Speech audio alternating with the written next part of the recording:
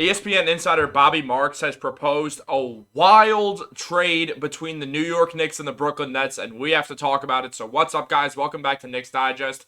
It's Chris here, and we're going to waste no time jumping right into the video because Bobby Marks has proposed a trade between the New York Knicks and the Brooklyn Nets that would bring Mikal Bridges to the Knicks in exchange for quite the haul for the Nets. We're going to take no time looking at it. I understand it might be a little hard to read on there, so I will read it off to you guys fully. Where Bobby Marks basically proposes where Bridges goes across the bridge, and the Knicks receive Mikal Bridges in exchange for Evan Fournier, Quentin Grimes, the Knicks' 2024 first-round pick via Dallas, which is top 10 protected, the Bucks' top 4 protected 2025 pick, which the Knicks own, the 2025 first-round pick via New York, the 2027 first-round pick via the Knicks, and a 2029 top 5 protected first-rounder from the New York Knicks. Now, what this would do is this would deplete the Knicks' assets and give the Knicks the move they were looking to make, which is to land another star on the team. However, that means that final star the Knicks are adding is someone who's never made an All-Star game and maybe isn't the level of star player that we thought the Knicks would be going for, but Mikal Bridges does fit with the Knicks. Now, I would love to see Bridges get traded to the Knicks, but I don't think it's going to happen, and one of the reasons is because I would expect the Nets to ask for a package that looks like that, and I personally would not do that trade. That is 5 first-rounders and Quentin Grimes in exchange for Mikal Bridges.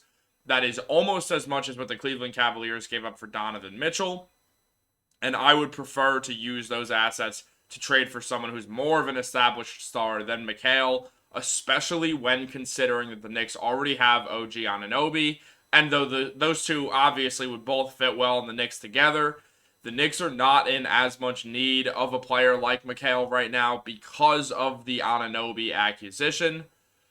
Given it would still help the Knicks, I think Mikal would fit great with this team. I think it would just continue to add shooting onto this roster. And you can roll out a lineup of Jalen Brunson, Mikal Bridges, Anunoby, Julius Randle, and Mitchell Robinson when everyone's all healthy. And that's one of the best defensive lineups in the league that's surrounded with shooting. It really would be a tremendous lineup that could go to the NBA Finals. So I understand the interest in Mikal Bridges, and I actually support it. I would love to see the Knicks go for Mikal. But if that's the price, I don't know if you make that move, because this ensures that you're never going to be able to make a big trade after this. And if you want to land anyone in the NBA who's a star player after you make this trade, you're going to have to luck out in the draft or somehow acquire someone in free agency, when free agency is sort of dying, as we're now seeing the NBA sort of go the way of the NFL, which is where players stick with their teams for a lot longer. And if they leave, it is through a trade nowadays. It's very rare to see an elite player hit free agency. For instance, everyone's just going to sign extensions from now on. That's just kind of the way it's going, is that you sign an early extension, and that could change. It probably will at some point again. But as of right now, that is the trend for the NBA, meaning it would be hard for the Knicks to land anyone else, and that would be the final roster. That begs the question, is that a good enough final roster? Because the Knicks are in a weird spot. They have enough assets to trade for another role player and then can save those assets and then trade for a star player. Or they could do this and trade for a guy who's not specifically an all-star, but a great player who would probably flourish in New York. It's such a crazy gamble to make, and it could pay off. That is a good enough team that if they work out well, with the NBA being open, the Knicks could win the NBA Finals with that roster, but it also might not work out. There's a chance it doesn't. So I'm not sure if you make that move if you're the Knicks, but we're going to go through both sides of it pretty quickly right now. And first things first, we have to highlight a reason why the Knicks could make the move, is that Mikal probably really wants to play for the Knicks. Now, before I show you guys anything, I'm just going to ask you a straight-up question. Imagine you're an NBA player, and 3 of your closest friends from college are also M&M players. Thinking about the Lions game, are NBA players. Now, if you look at it, you guys live in the same city together, so you theoretically should be able to hang out, except 3 of them and Arcidiacono, Jalen Brunson, and Josh Hart, and Dante DiVincenzo. I don't know why my brain went to Ryan Arcidiacono first, but, whatever. So 4 of your friends are in New York City. Then there's you, who's in New York also, except while they all play for the Knicks, who are wildly successful, and they're all becoming more famous, and having the time of their life on a winning basketball team in New York, you're on a team that no one cares about in Brooklyn in the Nets. The team's not going anywhere. You get to watch your friends have fun while you're just out there playing for the Nets, getting nothing. You're not getting that New York fame because no one cares about the Nets. You're not getting that success that's giving you clout.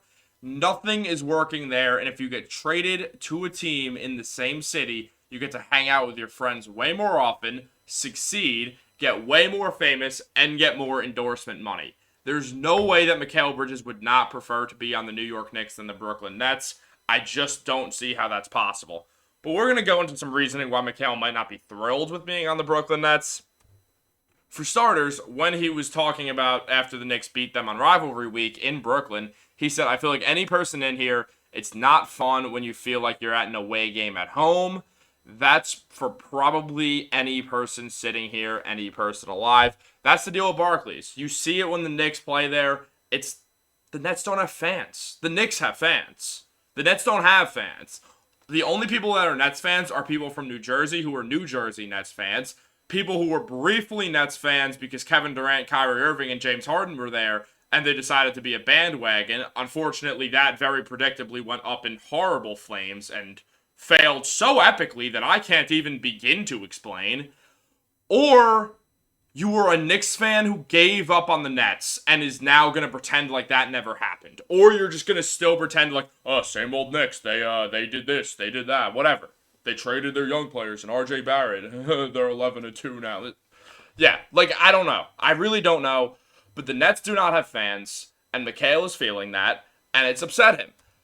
And Josh Hart is aware of that. This is the video of Mikal saying that, where Josh Hart said, yo, Mikal Bridges, call me. Josh Hart and Mikal have been longtime buddies. They've won a championship together in college. They're very, very close with each other.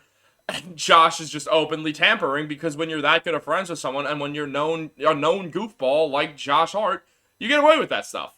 Clearly, Josh Hart is tampering to a degree or just recruiting, whatever you want to call it. And I'm all for it, obviously. I'm a Knicks fan. I would love to poach the Nets' best player, but I would not do it for 5 first-round picks. And I don't think you need to. I think Bobby Marks is overshooting here, unless he's just taking it to point. And Bobby Marks was the assistant GM for the Nets for a little bit. Unless you're taking into account that the Nets don't want to trade anyone good to the New York Knicks because there's a rivalry there. Ever since the Nets got KD and Kyrie, it felt like not everyone, but a group of people believed there would be a paradigm shift where the Nets would become the more famous team in New York because Max Kellerman kept saying that that's what was going to happen. And then half that happened. They got KD and Kyrie, and Kyrie acted like a weirdo as he usually does. Kevin Durant couldn't carry them by himself. James Harden's exploded. And then everyone became emotional, as those 3 usually get, and as those 3 usually do, they requested trades off the team, and one by one got traded away, and now the Nets are just sad. Right here, what Josh Hart said is nothing new, according to Sports Illustrated, because Hart was the first one to conjure the idea of champion Dante DiVincenzo wearing the blue and orange, suggesting it during an interview with Bleacher Report's Taylor Rooks, where Josh Hart also talked about the whole breast milk thing because Josh Hart is a known goofball. So he gets away with this stuff, as I'm saying. Basically, Hart has good intentions, but it is likely a pipe dream, as Sports Illustrated highlights, because the Knicks and the Nets have not made a trade since 1983. Brooklyn has also envisioned Mikal as its cornerstone after the latest rebuild bid. Farewell to KD and Kyrie Irving. Bridges is due over $48 million over the next 2 seasons before he becomes an unrestricted free agent in 2026.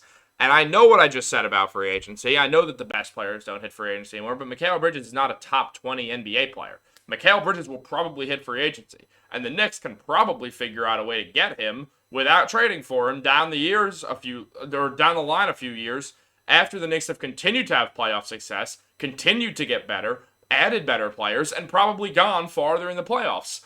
And who knows, a lot can change in the NBA in 4 years. But right now, or really 2.5, right now it's the end of January. And what we would be looking at is in 2 years from now, when the Knicks are one of the best teams in the NBA because they're only getting better, Mikal Bridges could have the chance to get there via a sign and trade, and then the Nets can't do anything to stop him, which is exactly what I think the Knicks should do. It's sort of like Donovan Mitchell. I believe in holding off, except with Mikal, I believe in holding off even more because Donovan Mitchell has other suitors like the Miami Heat that makes sense. Whereas Mikal Bridges, he makes the most sense on the New York Knicks of any team in the NBA when you consider every factor, such as the fact that he's already in New York. The Knicks are a perfect fit for him to slide in a shooting guard or small forward. Him and OG are wings. They'll play the same position. It's fine. They're going to be awesome together. It's going to be the best defensive wing duo in the NBA. And then you have Brunson leading them. Those two add shooting and defense to a team that's really what they're looking to keep adding to. And you have a great team with his buddies.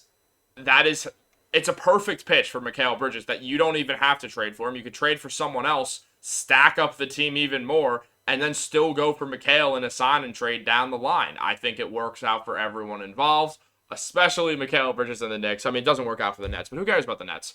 Mikal throughout his career has been a decent player, but he's shown that he's not exactly a first option. He did average 26.1 points in his first 27 games with Brooklyn, but this has gone down to under 22 points per game. His shooting has gone down a little bit at 36% from three, which is low for Mikal for his career. But it's also because he's the first option. He has to create more shots than he ever had before, so his shots are coming at more difficult, or they're more difficult shots than he's ever taken in his career. So I would not take that very seriously. But Mikal Bridges on the Knicks would make perfect sense. I just don't think the Knicks should overpay because I think there's a real chance they could just land him in free agency in a few years. Mikal's probably not getting traded off the Nets anyway, so do not waste it. Just wait for the summer, try to make a trade, and then, you know what, if the Nets have a reasonable asking price, like, I don't know, 4 first-round picks and Evan Fournier or something, then go for it. Why not? But don't do all that. Don't do 5 picks with Quentin Grimes, with Evan Fournier. It just doesn't make sense. And with that, guys, have a great day, and go Knicks.